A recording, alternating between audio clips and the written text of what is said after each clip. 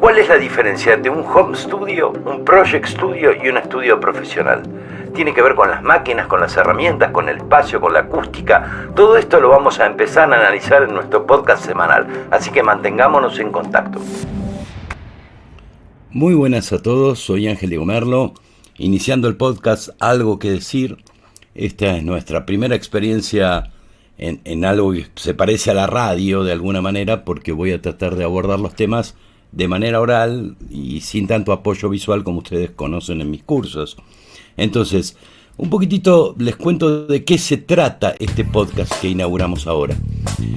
Hay tres ramas que tienen que ver con la tecnología, la ciencia, la música y el arte, que a veces corren por carriles separados.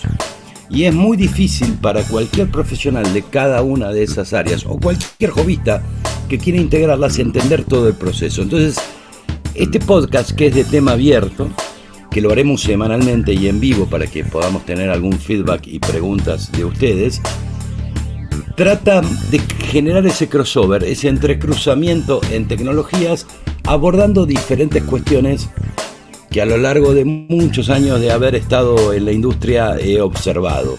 Estas cuestiones pueden ser tan diversas como preguntarse a qué frecuencia de muestreo tengo que hacer mi producción musical, preguntarse qué diferencia hay entre poner el Digital Audio Workstation en compás de 2 o de 3, preguntar cosas básicas como qué diferencia entre los estudios diferentes de grabación, quién hace qué en la industria musical. Esta es una pregunta recurrente. ¿Dónde me paro yo en la producción musical? ¿Qué consecuencias tiene producir un beat y tratar de registrarlo? ¿Puedo registrar un beat? ¿Qué es un sampling? ¿Qué es el diseño de sonido? Bueno, hay miles de preguntas de millones de áreas que se entrecruzan y lamentablemente hay bastante información tendenciosa. Entonces el criterio de este podcast es desinfluenciarnos, aprender a intentar establecer un pensamiento crítico, un pensamiento realmente crítico, dudando de las cosas que se dan por sentadas y que no siempre son así. De hecho, los invito a dudar hasta de lo que yo digo, porque eso es el escepticismo de alguna manera. Entonces, un poquitito esa es la idea de estos podcasts semanales que iremos desarrollando. Yo ahora estoy manejando una interfase que tiene 250 botoncitos y no puedo ver todos los comentarios a la vez, pero los iré tratando de contestar en la medida que surjan preguntas. Y si no, ustedes pueden definitivamente dejar sus dudas y sus aclaraciones y sus propuestas de temas. ¿Qué es lo que quisieran abordar? ¿Qué dudas tienen? ¿Qué mitos o qué cuestiones necesitamos reflexionar? Y a partir de ahí ir desarrollando un temario conjunto, simplemente mientras me tomo un mate y charlamos, como quien dice, una charla de café entre colegas, conocidos, amigos, que intentamos discutir acerca de ciertos temas. Dicho todo esto, voy a iniciar la apertura del tema de hoy y enseguidita vamos a empezar a abordar el primer tema.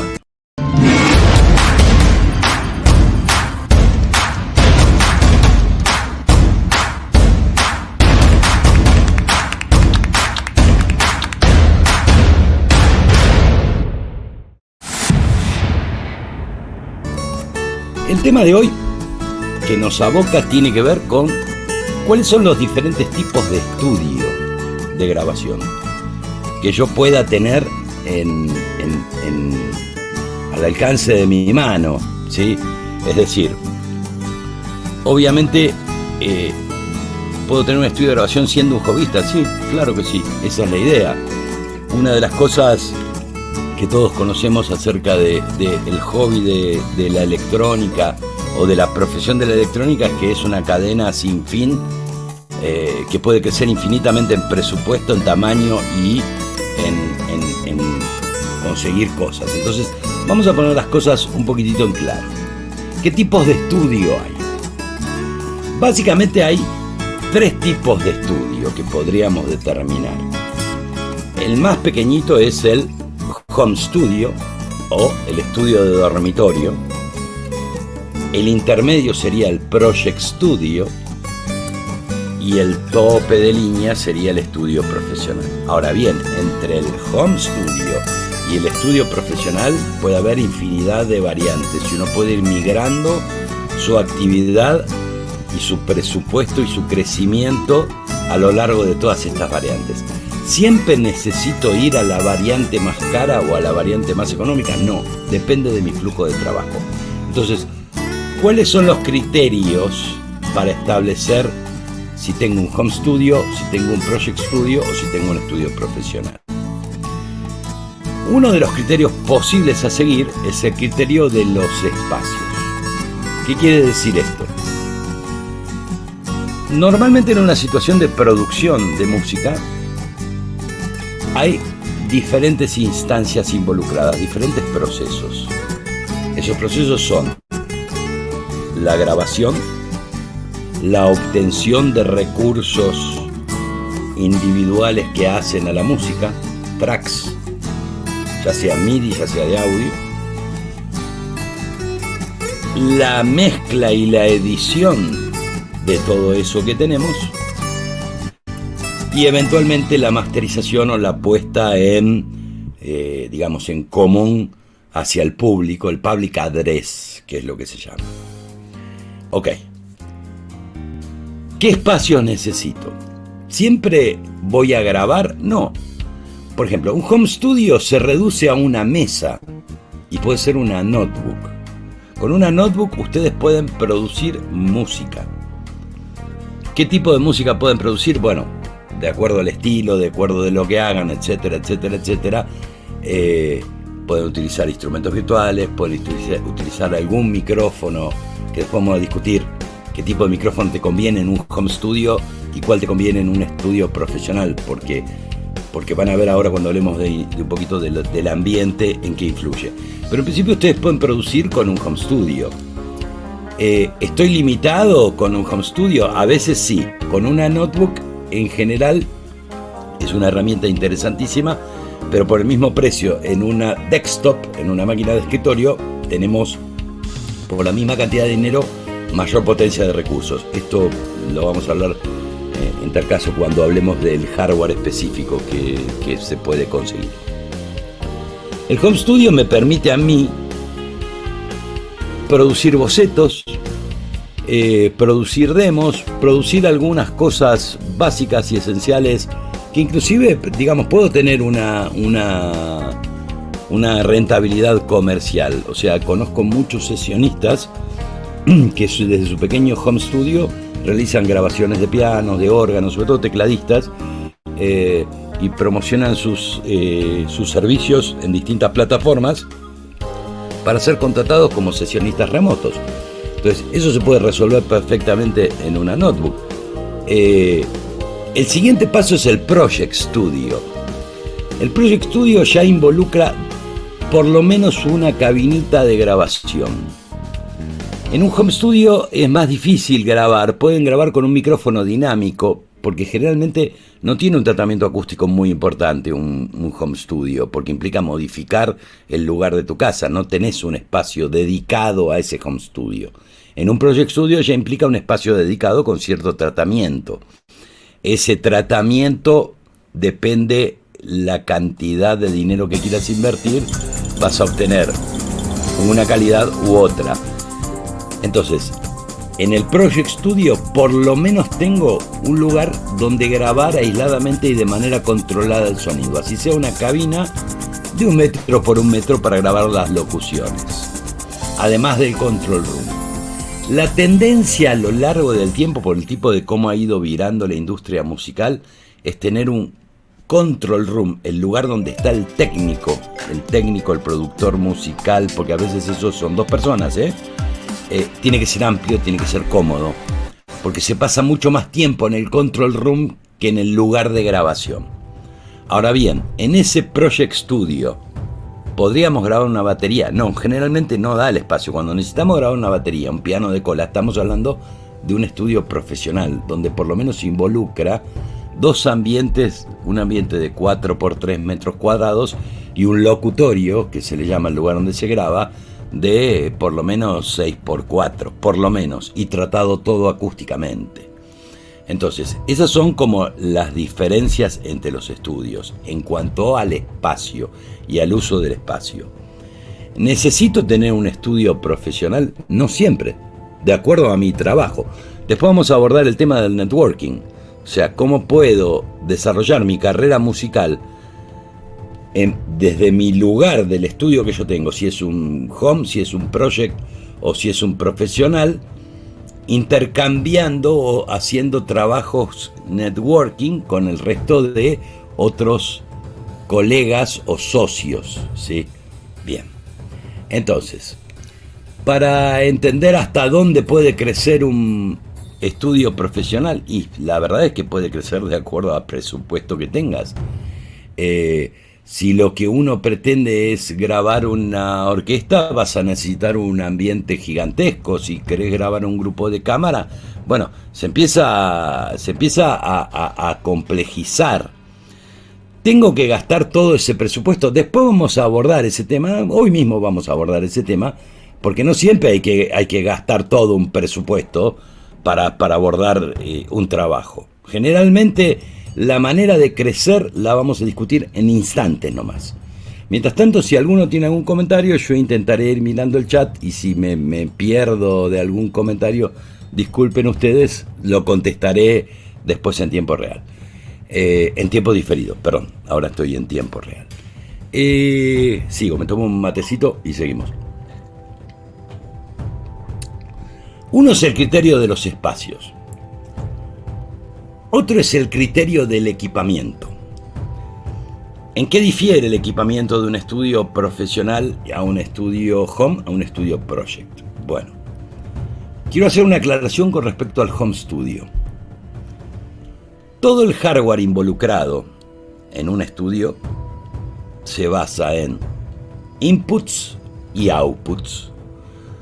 Cosas que traigo, cosas que proceso y cosas que saco afuera. Entonces, 3 etapas. ¿Cómo traigo? Bien. Imaginemos que en un home studio ustedes por ahí tienen que grabar una locución, micrófono dinámico de gama, voy a decir una marca, voy a decir un modelo, no la marca. Uno que tiene un número 5758 es la navaja suiza. Con eso tienen que arrancar. Ningún otro micrófono, ¿no? No se vuelvan locos con los micrófonos de condenser, como este tipo, si el espacio no está insonorizado. Porque el condenser tiene mejor captación, pero les va a captar más ruido si no está insonorizado. Entonces, a veces es mejor un micrófono dinámico que les permite, en un rango más cercano, no tener tanto ruido desde afuera. Entonces, ese es el input. El segundo tema es la placa de sonido. La placa de sonido hay millones de alternativas. Entry level, ¿sí? Es decir, placas que recién son para un usuario inicial, son una buena alternativa. Pero tienen que vigilar que la placa de sonido tenga poca latencia. Y eso lo garantizan las placas de sonido ASIO. No tiene sentido que ustedes gasten un montón de dinero en un software para usar la placa onboard integrada a la notebook o a la desktop, ¿ok? No tiene sentido. Primero, compren una placa de mediano... No tiene que ser una placa con conversores gigantescos, analógicos, digitales, que les garanticen una ultra transparencia o una frecuencia de muestreo altísima. Arranquen con una placa entry level, ¿sí? Hay miles de ejemplos, ¿ok? Miles de ejemplos. No voy a nombrar marcas, si después me consultan yo les comento, pero que tenga un driver ASIO, porque eso les va a implicar que no tienen que pelearse contra la latencia, el tiempo de procesamiento. La segunda cuestión dentro de la computadora obviamente es CPU y memoria y disco. Si van a grabar audio digital consume mucho disco, entonces generalmente es preferible tener una buena capacidad de disco interna o SSD y después colgar discos USB externos para backup. Los USB siempre son un poquito más lentos, aunque sean USB 3. Bueno, USB 3 está bien, pero los USB 2 pueden dar un poquito de trabajo de disco que te ralenta todo el sistema. Entonces, eso en cuanto a la entrada. Estamos hablando en el home studio. Y la salida, ¿sí? La salida es un monitoreo decente y con un tratamiento mínimo en las paredes, que no haya rebotes, o un par de auriculares profesionales que no sean Bluetooth, que tengan cable, ¿sí? Que no sean Bluetooth para no recargar las comunicaciones con el computador. Es decir, cualquier proceso de transmisión vía Bluetooth genera alguna latencia que después les puede molestar cuando la máquina está muy cargada. En cambio, la conexión analógica de auriculares de estudio funciona bien. No los auriculares de headset, que esos son para juegos. Hablamos de auriculares de $150 para arriba. Sony, AKG, miles de marcas. Perdón, le pegué al micrófono. Entonces, eso es lo básico para un home studio. ¿En qué se difiere un Project Studio? El Project Studio en general tiene más capacidad de monitores y puede resolver trabajos profesionales con mejor calidad de placa de sonido para la calidad de audio, mayor memoria. Generalmente no usan notebooks, usan una máquina de escritorio que implica mayor capacidad de disco, memoria, etcétera, 64 GB, 128 GB. Y tienen varios monitores, inclusive algunos destinados a la producción audiovisual. El Project Studio sirve mucho para resolver trabajos audiovisuales. En una notebook, uno de los problemas del home studio es que le pueden conectar 2 monitores, pero es raro que una notebook tenga salida para 4 monitores. Y cuando ustedes tienen una producción muy grande, necesitan dividir la información. Esta es una de las cuestiones, por eso hablo del Project Studio.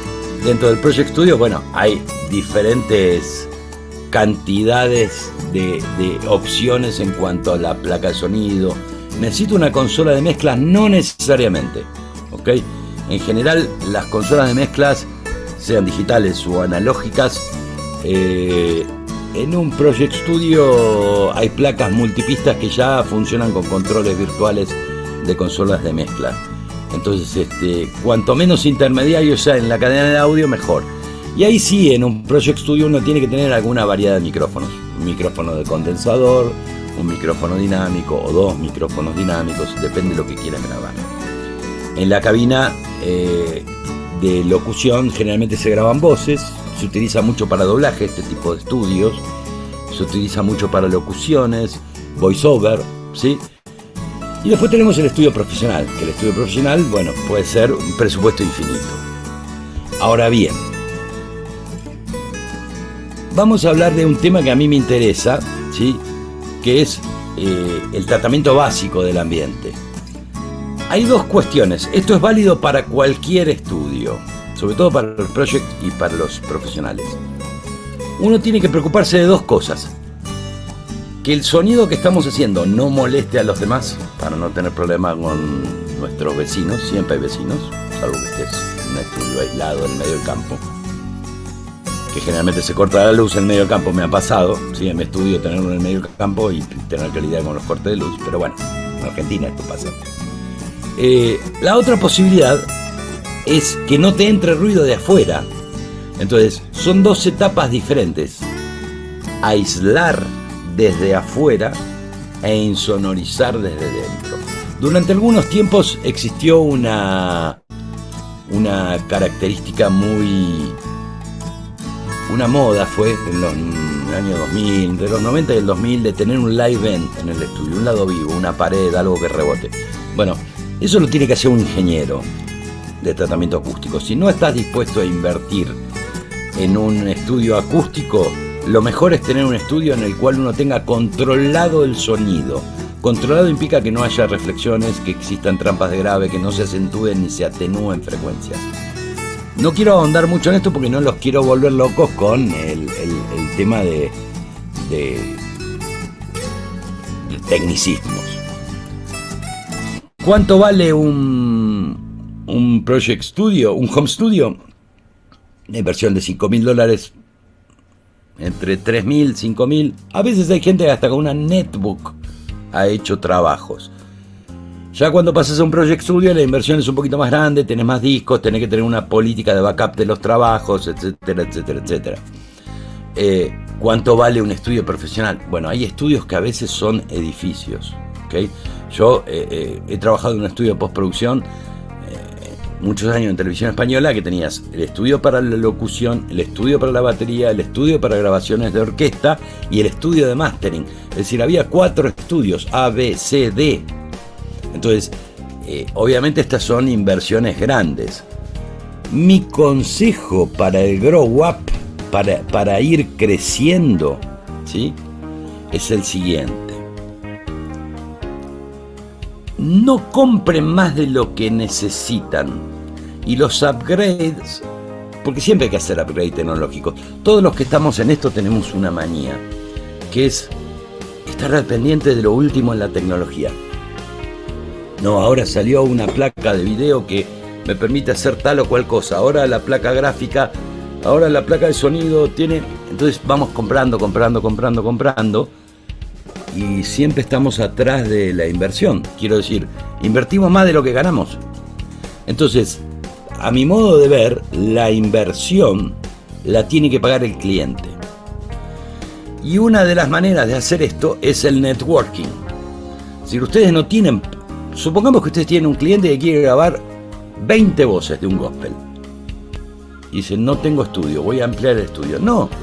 Anda a un estudio profesional, contratale las horas, hace la grabación ahí y lo mezclas en tu Project Studio. Entonces, si después empezás a tener un montón de clientes que necesitan un espacio, evaluás si hacer una inversión más grande. Lo mismo actualizar la máquina. ¿Cuándo hay que actualizar la computadora?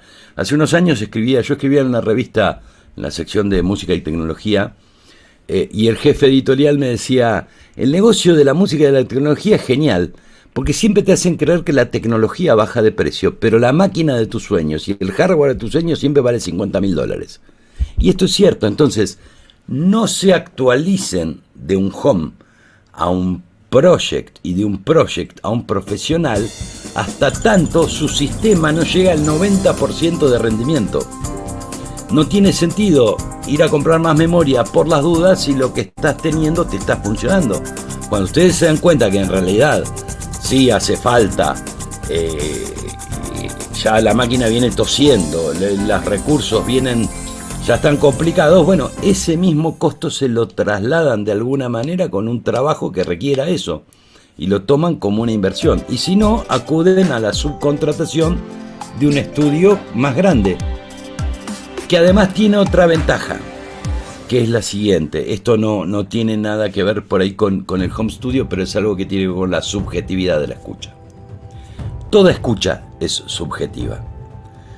Todos tenemos un grado de preferencia, de subjetividad, lo que Néstor Salomón, un especialista en mastering, llama el gusto sonoro. Todos tenemos un gusto sonoro.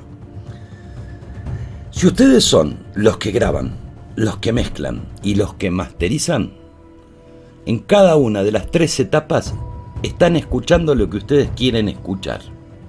¿Por qué? Porque ya lo conocen, porque vivieron todo el proceso.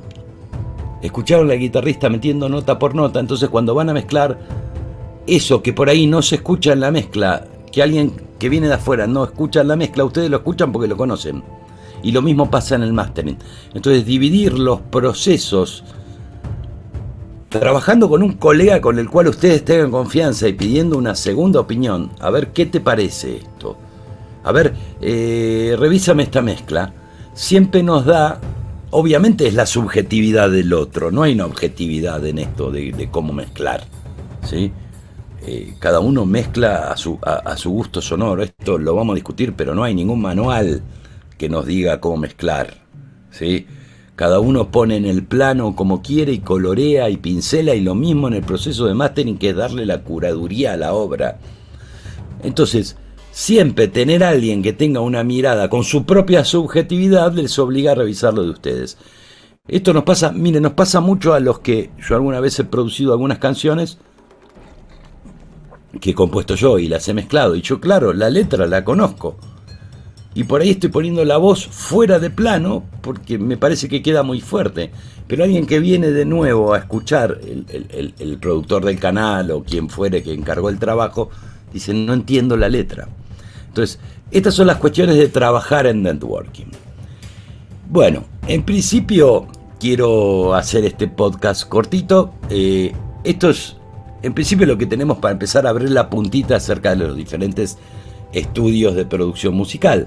Yo espero que ustedes me dejen en los comentarios los temas, las inquietudes, las dudas que tengan, lo que querramos empezar a tratar y tratar de ir sumándonos a estos pequeños encuentros semanales que quiero ir teniendo con ustedes para charlar, porque a veces está bueno, todos tenemos algo que decir y está bueno escucharnos. Les agradezco muchísimo la atención. Este podcast después va a quedar grabado y lo voy a subir a distintas plataformas. Así que bueno, con esto me despido. Soy Ángel Diego Merlo para audiomedilab.com y esto fue Algo que Decir.